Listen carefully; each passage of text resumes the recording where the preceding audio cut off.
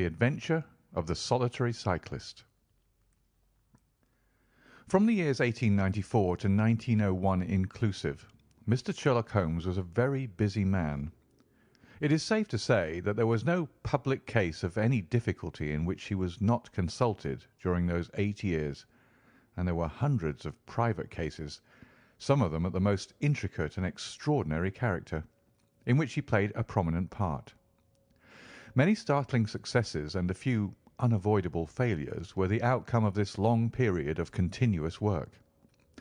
As I have preserved very full notes of all these cases, and was myself personally engaged in many of them, it may be imagined that it is no easy task to know which I should select to lay before the public. I shall, however, preserve my former rule, and give the preference to those cases which derive their interest not so much from the brutality of the crime as from the ingenuity and dramatic quality of the solution. For this reason, I will now lay before the reader the facts connected with Miss Violet Smith, the solitary cyclist of Charlington, and the curious sequel of our investigation, which culminated in unexpected tragedy. It is true that the circumstance did not admit of any striking illustration of those powers for which my friend was famous, but there were some points about the case which made it stand out in those long records of crime from which I gather the material for these little narratives. On referring to my notebook for the year 1895, I find that it was upon Saturday the 23rd of April that we first heard of Miss Violet Smith. Her visit was, I remember, extremely unwelcome to Holmes, for he was immersed at the moment in a very abstruse and complicated problem concerning the peculiar persecution to which John Vincent Harden, the well-known tobacco millionaire, had been subjected. My friend, who loved above all things precision and concentration of thought, resented anything which distracted his attention from the matter in hand. And yet, without a harshness which was foreign to his nature, it was impossible to refuse to listen to the story of the young and beautiful woman, tall, graceful, and queenly, who presented herself at Baker Street late in the evening and implored his assistance and advice. It was vain to urge that his time was already fully occupied, for the young lady had come with the determination to tell her story, and it was evident that nothing short of force could get her out of the room until she had done so. With a resigned air and a somewhat weary smile, Holmes begged the beautiful intruder to take a seat and to inform us what it was that was troubling her. "At least it cannot be your health," said he, as his keen eyes darted over her. "So ardent a bicyclist must be full of energy." She glanced down in surprise at her own feet, and I observed the slight roughening of the side of the sole caused by the friction of the edge of the pedal. "Yes, I bicycle a good deal, Mr. Holmes, and that has something to do with my visit to you to-day." My friend took the lady's ungloved hand and examined it with as close an attention and as little sentiment as a scientist would show to a specimen. "You will excuse me, I am sure. It is my business," said he as he dropped it. "I nearly fell into the error of supposing that you were typewriting. Of course, it is obvious that it is music. You observe the spatulate finger ends, Watson, which is common to both professions. There is a spirituality about the face, however," she gently turned it towards the light, "which the typewriter does not generate. This lady is a musician." "Yes, Mr. Holmes, I teach music." "In the country, I presume, from your complexion?" "Yes, sir, near Farnham, on the borders of Surrey." "A beautiful neighbourhood, and full of the most interesting associations. You remember, Watson, that it was near there that we took Archie Stamford, the forger. Now, Miss Violet, what has happened to you near Farnham, on the borders of Surrey?" The young lady, with great clearness and composure, made the following curious statement. "My father is dead, Mr. Holmes. He was James Smith, who conducted the orchestra at the old Imperial Theatre. My mother and I were left without a relation in the world except one uncle, Ralph Smith, who went to Africa 25 years ago, and we've never had a word from him since. When father died, we were left very poor, but one day we were told that there was an advertisement in the Times inquiring for our whereabouts. You can imagine how excited we were, for we thought that someone had left us a fortune. We went at once to the lawyer whose name was given in the paper. There we met two gentlemen, Mr. Carruthers and Mr. Woodley, who were home on a visit from South Africa. They said that my uncle was a friend of theirs, that he had died some months before in great poverty in Johannesburg, and that he had asked them with his last breath to hunt up his relations and see that they were in no want. It seemed strange to us that Uncle Ralph, who took no notice of us when he was alive, should be so careful to look after us when he was dead. But Mr. Carruthers explained that the reason was that my uncle had just heard of the death of his brother, and so felt responsible for our fate. "Excuse me," said Holmes. "When was this interview?" "Last December, 4 months ago." "Pray proceed." Mr. Woodley seemed to me to be a most odious person. He was for ever making eyes at me, a coarse, puffy-faced, red-moustached young man with his hair plastered down on each side of his forehead. I thought that he was perfectly hateful, and I was sure that Cyril would not wish me to know such a person. "Oh, Cyril is his name?" said Holmes, smiling. The young lady blushed and laughed. "Yes, Mr. Holmes, Cyril Morton, an electrical engineer, and we hope to be married at the end of the summer. Dear me, how did I get talking about him? What I wished to say was that Mr. Woodley was perfectly odious, but that Mr. Carruthers, who was a much older man, was more agreeable. He was a dark, sallow, clean-shaven, silent person, but he had polite manners and a pleasant smile. He inquired how we were left, and on finding that we were very poor, he suggested that I should come and teach music to his only daughter, aged 10. I said that I did not like to leave my mother, on which he suggested that I should go home to her every week-end, and he offered me 100 a year, which was certainly splendid pay. So it ended by my accepting, and I went down to Chiltern Grange, about 6 miles from Farnham. Mr. Carruthers was a widower, but he had engaged a lady housekeeper, a very respectable, elderly person called Mrs. Dixon, to look after his establishment. The child was a dear, and everything promised well.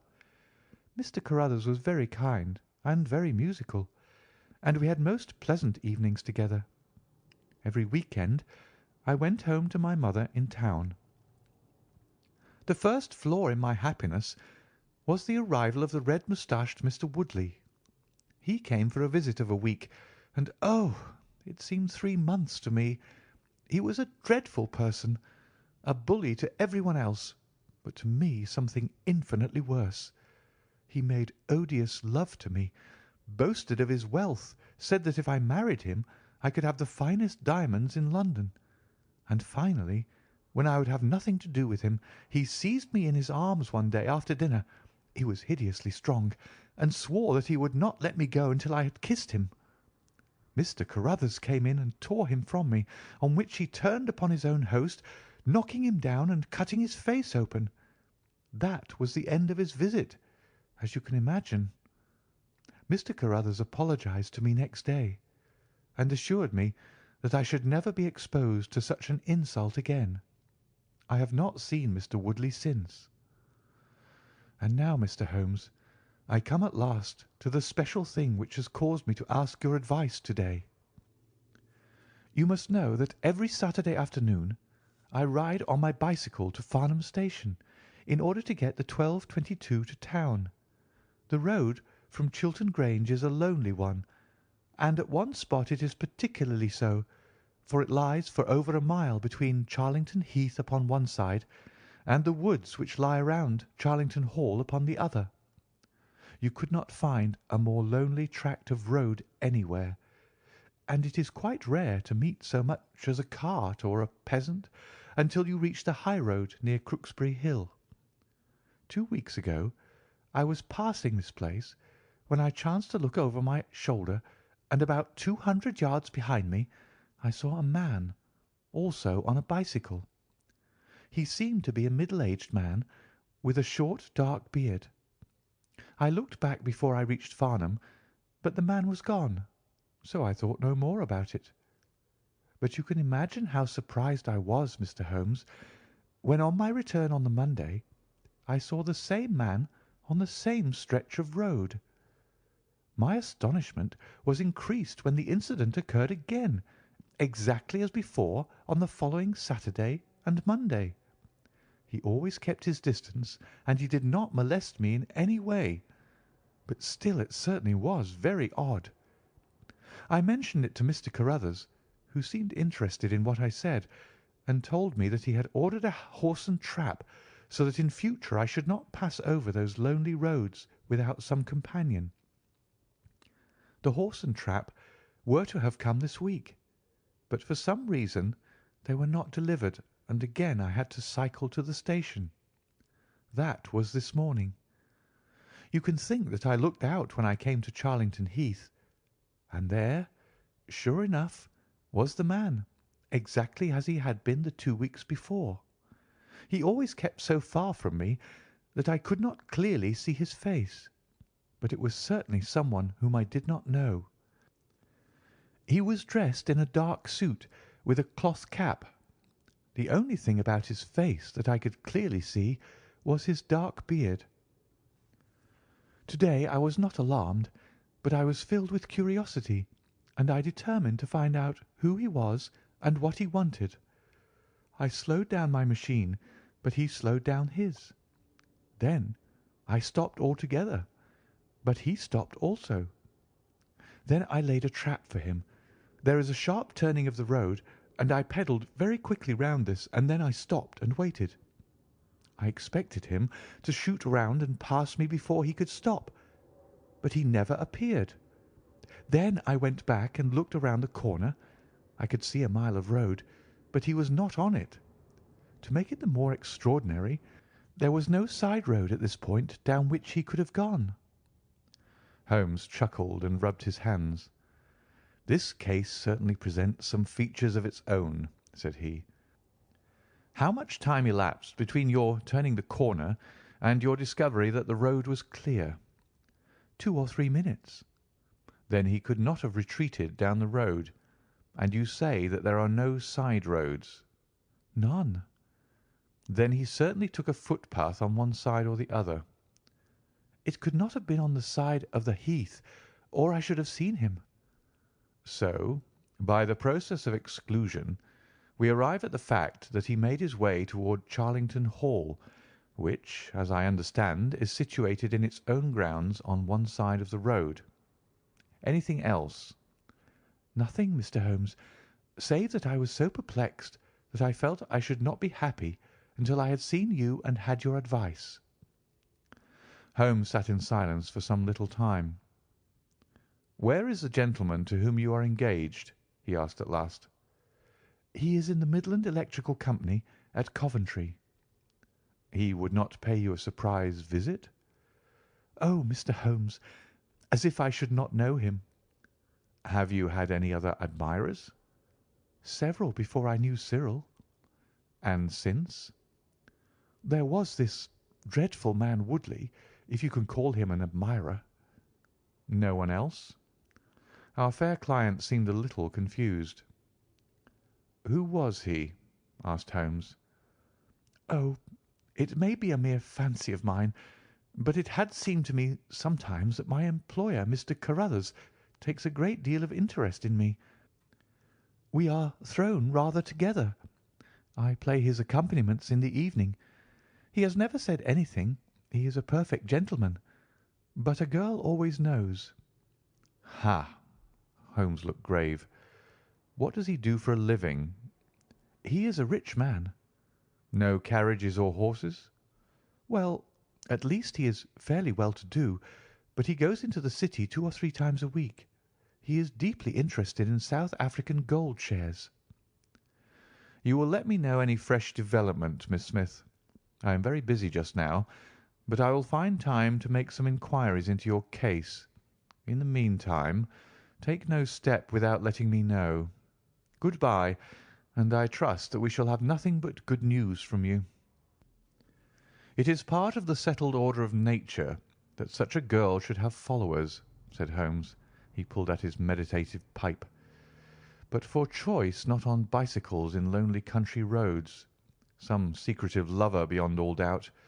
But there are curious and suggestive details about the case, Watson. That he should appear only at that point. Exactly. Our first effort must be to find who are the tenants of Charlington Hall. Then again, how about the connection between Carruthers and Woodley, since they appear to be men of such a different type? How came they both to be so keen upon looking up Ralph Smith's relations? One more point. What sort of a menage is it which pays double the market price for a governess but does not keep a horse, although 6 miles from the station? Odd, Watson. Very odd. You'll go down? No, my dear fellow, you will go down. This may be some trifling intrigue, and I cannot break my other important research for the sake of it. On Monday you will arrive early at Farnham. You will conceal yourself near Charlington Heath. You will observe these facts for yourself, and act as your own judgment advises. Then, having inquired as to the occupants of the hall, you will come back to me and report. And now, Watson, not another word of the matter until we have a few solid stepping-stones on which we may hope to get across to our solution." We had ascertained from the lady that she went down upon the Monday by the train which leaves Waterloo at 9:50. So I started early and caught the 9:13.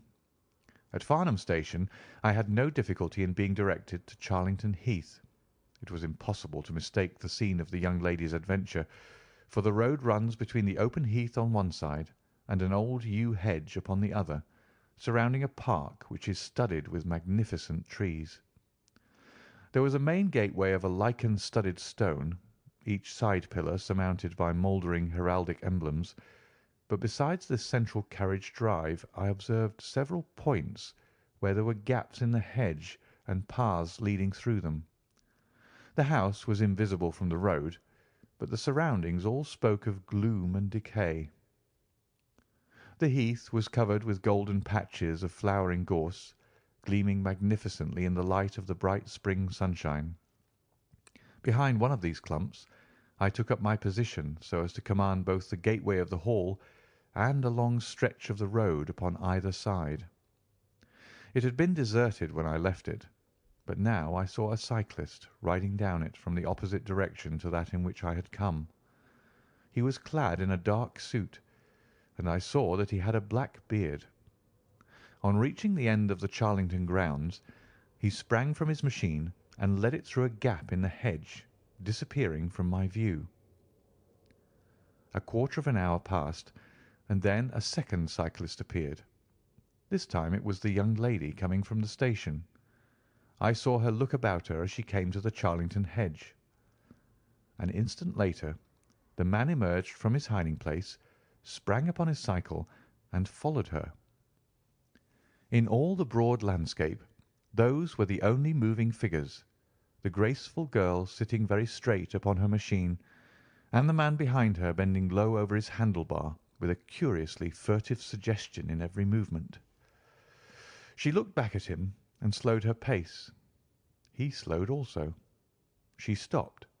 He at once stopped too, keeping 200 yards behind her.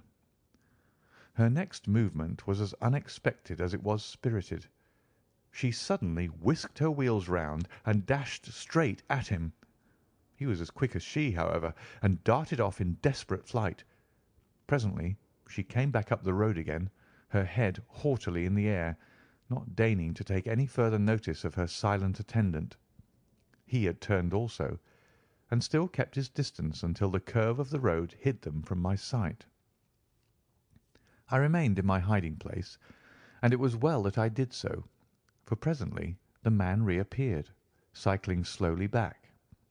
He turned in at the hall gates and dismounted from his machine. For some minutes I could see him standing among the trees.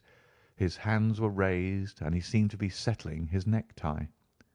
Then he mounted his cycle and rode away from me down the drive towards the Hall. I ran across the heath and peered through the trees.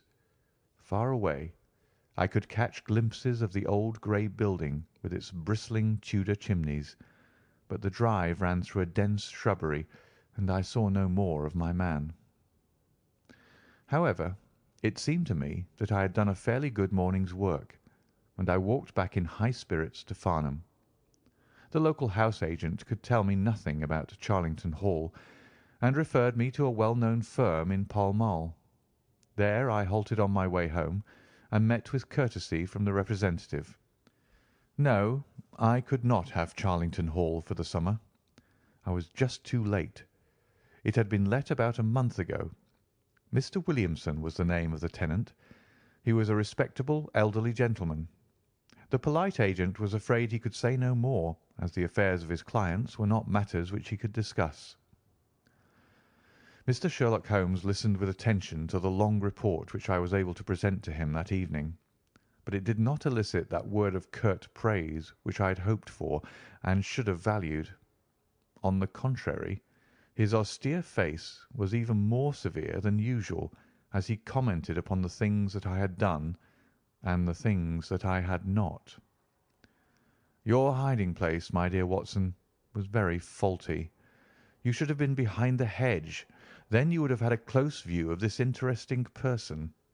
As it is, you were some hundreds of yards away and can tell me even less than Miss Smith. She thinks she does not know the man. I am convinced she does. Why otherwise should he be so desperately anxious that she should not get so near him as to see his features? You describe him as bending over the handlebar.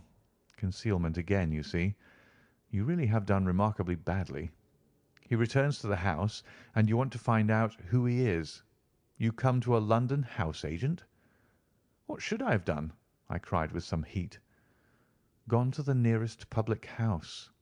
That is the centre of country gossip. They would have told you every name from the master to the scullery maid.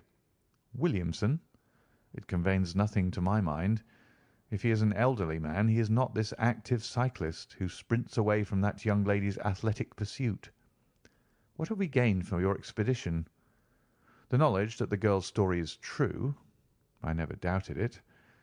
That there is a connection between the cyclist and the Hall. I never doubted that either. That the Hall is tenanted by Williamson. Who's the better for that? Well, well, my dear sir, don't look so depressed. We can do little more until next Saturday, and in the meantime I may make one or two inquiries myself. Next morning we had a note from Miss Smith recounting shortly and accurately the very incidents which I had seen, but the pith of the letter lay in the postscript. I am sure that you will respect my confidence, Mr. Holmes, when I tell you that my place here has become difficult, owing to the fact that my employer has proposed marriage to me. I am convinced that his feelings are most deep and most honourable. At the same time, my promise is of course given. He took my refusal very seriously, but also very gently. You can understand, however, that the situation is a little strained. Our young friend seems to be getting into deep waters, said Holmes thoughtfully as he finished the letter.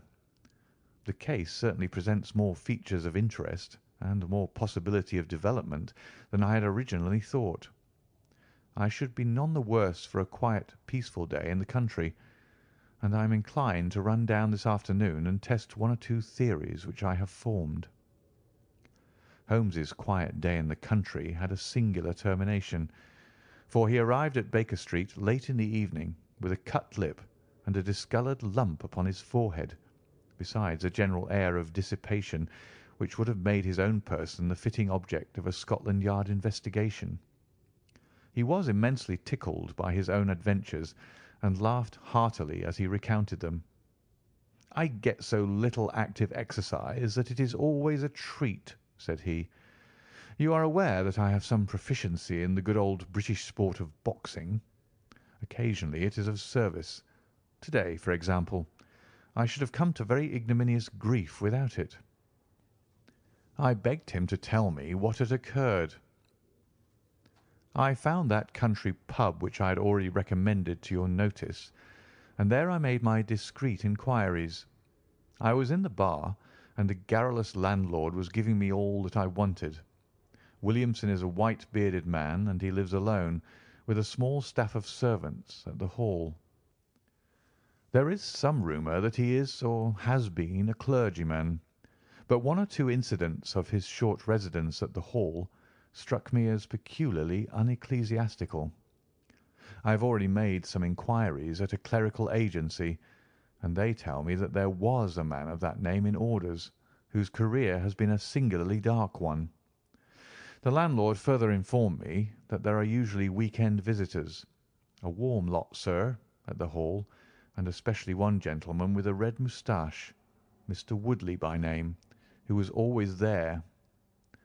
We had got as far as this when who should walk in but the gentleman himself, who had been drinking his beer in the tap-room and had heard the whole conversation. Who was I? What did I want? What did I mean by asking questions? He had a fine flow of language, and his adjectives were very vigorous. He ended a string of abuse by a vicious backhander which I failed to entirely avoid. The next few minutes were delicious. It was a straight left against a slogging ruffian. I emerged as you see me. Mr. Woodley went home in a cart. So ended my country trip, and it must be confessed that, however enjoyable, my day on the Surrey border has not been much more profitable than your own. The Thursday brought us another letter from our client. "You will not be surprised, Mr. Holmes," said she, "to hear that I am leaving Mr. Carruthers' employment. Even the high pay cannot reconcile me to the discomforts of my situation. On Saturday I came up to town, and I do not intend to return. Mr. Carruthers has got a trap, and so the dangers of the lonely road, if there were any dangers, are now over. As to the special cause of my leaving, it is not merely the strained situation with Mr. Carruthers, but it is the reappearance of that odious man, Mr. Woodley. He was always hideous, but he looks more awful than ever now, for he appears to have had an accident, and he is much disfigured. I saw him out of the window, but I am glad to say that I did not meet him. He had a long talk with Mr. Carruthers, who seemed much excited afterwards. Woodley must be staying in the neighbourhood, for he did not sleep here, and yet I caught a glimpse of him again this morning, slinking about in the shrubbery. I would sooner have a savage, wild animal loose about the place. I loathe and fear him more than I can say. How can Mr. Carruthers endure such a creature for a moment? However, all my troubles will be over on Saturday." "So I trust, Watson, so I trust," said Holmes gravely. "There is some deep intrigue going on round that little woman, and it is our duty to see that no one molests her upon that last journey. I think, Watson, that we must spare time to run down together on Saturday morning and make sure that this curious and inclusive investigation has no untoward ending." I confess that I had not up to now taken a very serious view of the case, which had seemed to me rather grotesque and bizarre than dangerous. That a man should lie in wait for and follow a very handsome woman is no unheard of thing, and if he has so little audacity that he had not only dared not address her, but even fled from her approach, he was not a very formidable assailant. The ruffian Woodley was a very different person, but, except on one occasion, he had not molested our client, and now he visited the house of Carruthers without intruding upon her presence. The man on the bicycle was doubtless a member of those week-end parties at the Hall of which the publican had spoken, but who he was, or what he wanted, was as obscure as ever. It was the severity of Holmes's manner, and the fact that he slipped a revolver into his pocket before leaving our rooms, which impressed me with the feeling that tragedy might prove to lurk behind this curious train of events. A rainy night had been followed by a glorious morning, and the heath-covered countryside, with the glowing clumps of flowering gorse, seemed all the more beautiful to eyes which were weary of the duns and drabs and slate greys of London. Holmes and I walked along the broad, sandy road, inhaling the fresh morning air, and rejoicing in the music of the birds and the fresh breath of the spring.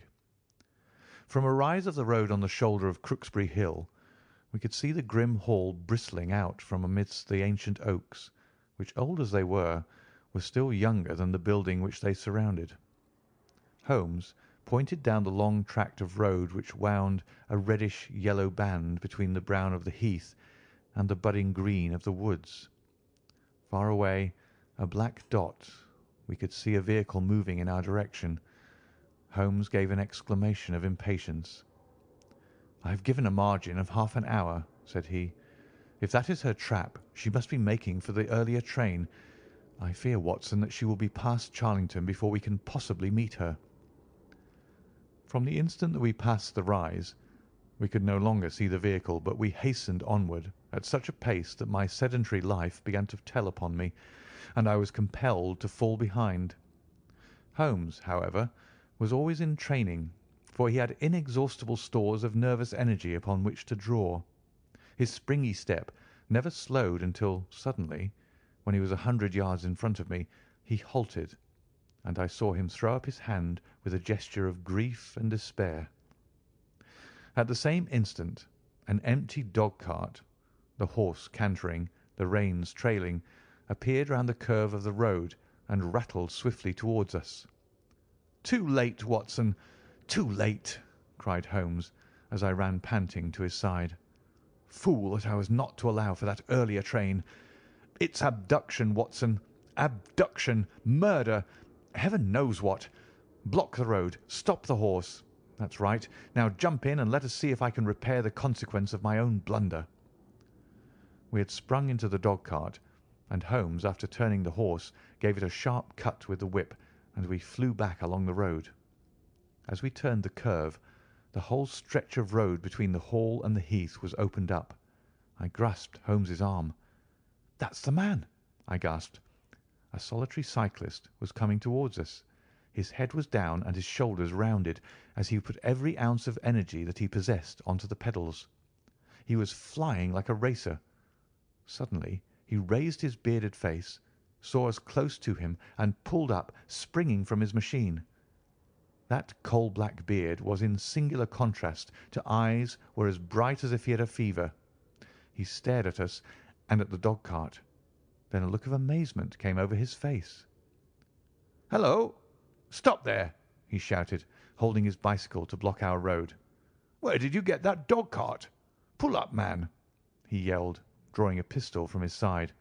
"Pull up, I say, or by George, I'll put a bullet into your horse." Holmes threw the reins into my lap and sprang down from the cart. "You're the man we want to see. Where is Miss Violet Smith?" he said in his quick, clear way. "That's what I'm asking you. You're in her dog-cart. You ought to know where she is." "We met the dog-cart on the road. There was no one in it. We drove back to help the young lady." "Good Lord! Good Lord! What shall I do?" cried the stranger in an ecstasy of despair. "They've got her, that hell-hound Woodley and the blackguard parson. Come, man, come. If you really are a friend, stand by me and we'll save her, if I have to leave my carcass in Charlington Wood." He ran distractedly, his pistol in his hand, towards a gap in the hedge. Holmes followed him, and I, leaving the horse grazing beside the road, followed Holmes. "This is where they came through," said he, pointing to the marks of several feet upon the muddy path. "Hullo! Stop a minute. Who's this in the bush?" It was a young fellow about 17, dressed like an ostler, with leather cords and gaiters. He lay upon his back, his knees drawn up, a terrible cut upon his head.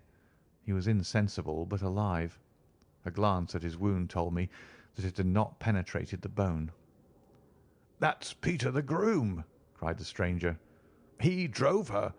The beasts have pulled him off and clubbed him. Let him lie. We can't do him any good, but we may save her from that worst fate that can befall a woman." He ran frantically down the path, which wound among the trees. We had reached the shrubbery which surrounded the house when Holmes pulled up. "They didn't go to the house. Here are their marks on the left," here beside the laurel bushes. Ah, I said so." As he spoke, a woman's shrill scream, a scream which vibrated with a frenzy of horror, burst from the thick green clump of bushes in front of us. It ended suddenly on its highest note with a choke and a gurgle. "This way! This way! They're in the bowling alley!" cried the stranger, darting through the bushes. "Ah, the cowardly dogs! Follow me, gentlemen! Too late! Too late! By the living Jingo!" We had broken suddenly into a lovely glade of greensward, surrounded by ancient trees.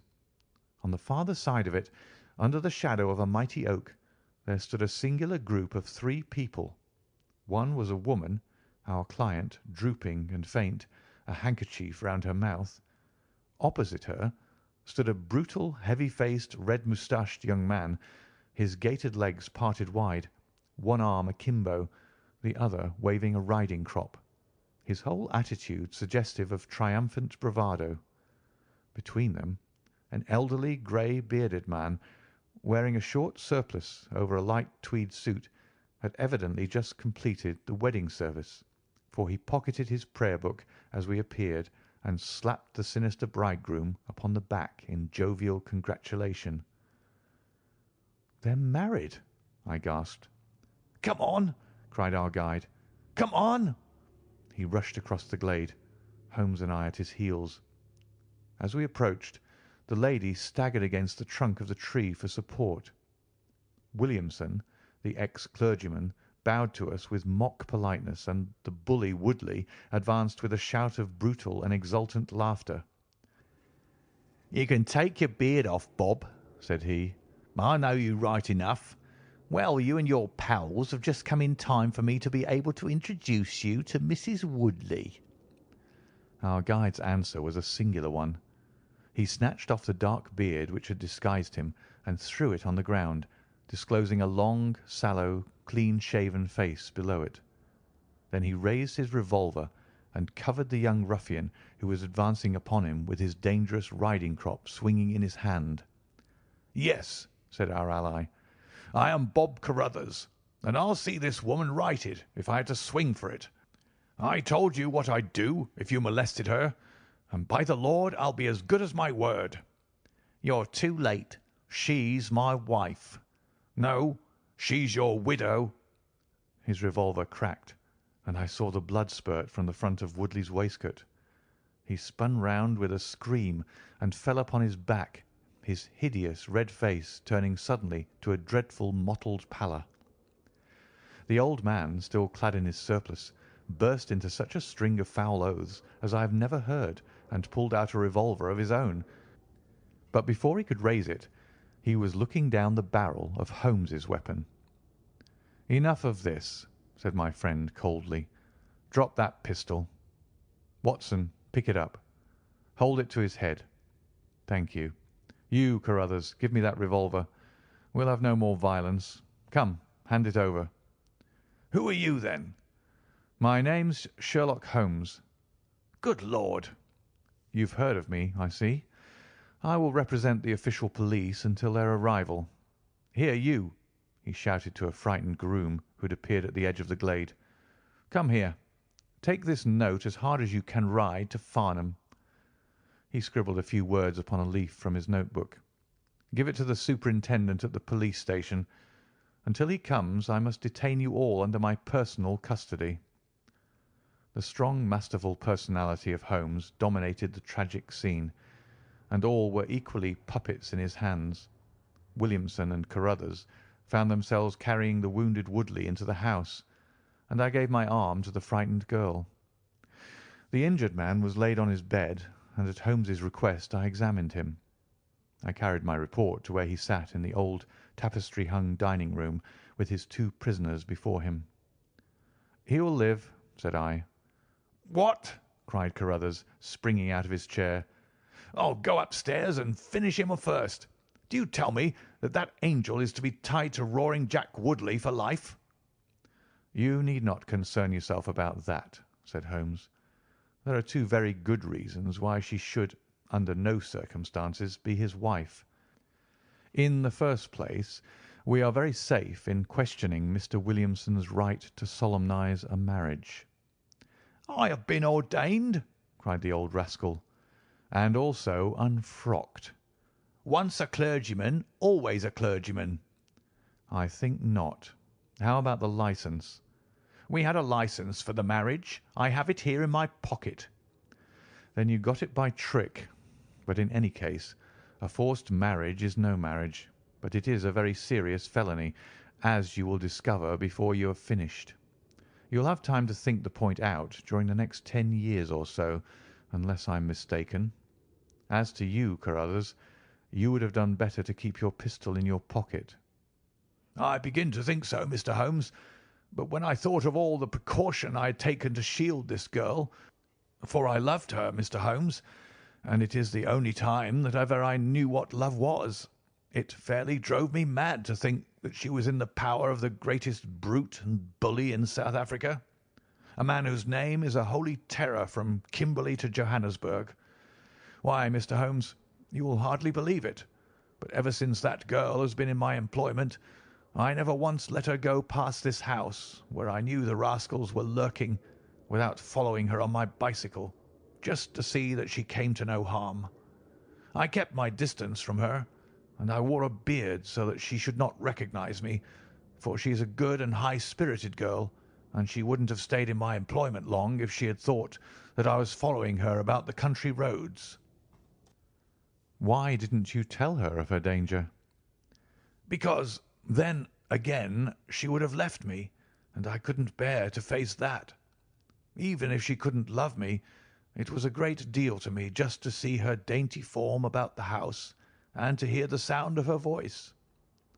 "Well," said I, "you call that love, Mr. Carruthers, but I should call it selfishness." "Maybe the two things go together. Anyhow, I couldn't let her go. Besides, with this crowd about, it was well that she should have someone near to look after her. Then, when the cable came, I knew they were bound to make a move." "What cable?" Carruthers took a telegram from his pocket. "That's it," said he. It was short and concise. "The old man is dead." Said Holmes. "I think I see how things worked, and I can understand how this message would, as you say, bring them to a head. But while you wait, you might tell me what you can." The old reprobate with the surplice burst into a volley of bad language. "By heavens," said he, "if you squeal on us, Bob Carruthers, I'll serve you as you served Jack Woodley. You can bleat about the girl to your heart's content, for that's your own affair, but if you round on your pals to this plain-clothes copper, it'll be the worst day's work that ever you did." "Your reverence need not be excited," said Holmes, lighting a cigarette. "The case is clear enough against you, and all I ask is a few details for my private curiosity. However, if there's any difficulty in your telling me, I'll do the talking, and then you will see how far you have a chance of holding back your secrets. In the first place, 3 of you came from South Africa on this game. You, Williamson, you, Carruthers, and Woodley." "Lie number 1," said the old man. "I never saw either of them until 2 months ago, and I've never been in Africa in my life. So you can put that in your pipe and smoke it, Mr. Busybody Holmes." "What he says is true," said Carruthers. "Well, well, 2 of you came over. His reverence is our own home-made article. You had known Ralph Smith in South Africa. You had reason to believe he would not live long. You found out that his niece would inherit his fortune. How's that, eh?" Carruthers nodded, and Williamson swore. "She was next of kin, no doubt, and you were aware that the old fellow would make no will." "Couldn't read or write," said Carruthers. "So you came over, the 2 of you, and hunted up the girl. The idea was that one of you was to marry her and the other have a share of the plunder. For some reason, Woodley was chosen as the husband. Why was that?" "We played cards for her and on the voyage, and he won." "I see. You got the young lady into your service, and there Woodley was to do the courting. She recognized the drunken brute that he was, and would have nothing to do with him. Meanwhile, Your arrangement was rather upset by the fact that you had yourself fallen in love with the lady. You could no longer bear the idea of this ruffian owning her." "No, by George, I couldn't." "There was a quarrel between you. He left you in a rage and began to make his own plans independently of you." "It strikes me, Williamson, there isn't very much that we can tell this gentleman," cried Carruthers with a bitter laugh. "Yes, we quarrelled, and he knocked me down. I am level with him on that, anyhow. Then I lost sight of him. That was when he picked up with this outcast padre here. I found that they had set up housekeeping together at this place on the line that she had to pass for the station. I kept my eye on her after that, for I knew there was some devilry in the wind. I saw them from time to time, for I was anxious to know what they were after. 2 days ago, Woodley came up to my house with this cable which showed that Ralph Smith was dead. He asked me if I would stand by the bargain. I said I would not. He asked me if I would marry the girl myself and give him a share. I said I would willingly do so, but that she would not have me. He said, 'Let us get her married first, and after a week or two she may see things a bit different.' I said I'd have nothing to do with violence, so he went off cursing like the foul-mouthed blackguard that he was, and swearing that he would have her yet. She was leaving me this week-end, and I had got a trap to take her to the station, but I was so uneasy in my mind that I followed her on my bicycle. She'd got a start, however, and before I could catch her the mischief was done. The first thing I knew about it was when I saw you two gentlemen driving back in her dog-cart." Holmes rose and tossed the end of his cigarette into the grate. "I have been very obtuse, Watson," said he. "When in your report you said that you had seen the cyclist, as you thought, arrange his necktie in the shrubbery, that alone should have told me all. However, we may congratulate ourselves upon a curious and, in some respects, a unique case. I perceive 3 of the county constabulary in the drive, and I am glad to see that the little ostler is able to keep pace with them, so it is likely that neither he nor the interesting bridegroom will be permanently damaged by their morning's adventures. I think, Watson, that in your medical capacity you might wait upon Miss Smith and tell her that if she is sufficiently recovered, we shall be happy to escort her to her mother's home. If she is not quite convalescent, you will find that a hint that we were about to telegraph to a young electrician in the Midlands would probably complete the cure. As to you, Mr. Carruthers, I think that you have done what you could do to make amends for your share in an evil plot. There is my card, sir, and if my evidence can be of help in your trial, it shall be at your disposal. In the whirl of our incessant activity, it has often been difficult for me, as the reader has probably observed, to round off my narratives and to give those final details which the curious might expect. Each case has been the prelude to another, and the crisis once over, the actors have passed for ever out of our busy lives. I find, however, a short note at the end of my manuscript dealing with this case, in which I have put it upon record that Miss Violet Smith did indeed inherit a large fortune, and that she is now the wife of Cyril Morton, the senior partner of Morton and Kennedy, the famous Westminster electricians. Williamson and Woodley were both tried for abduction and assault, the former getting 7 years, the latter 10.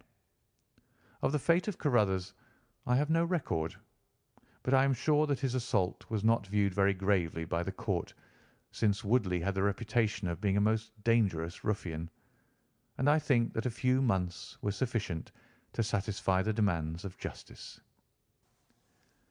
End of The Adventure of the Solitary Cyclist.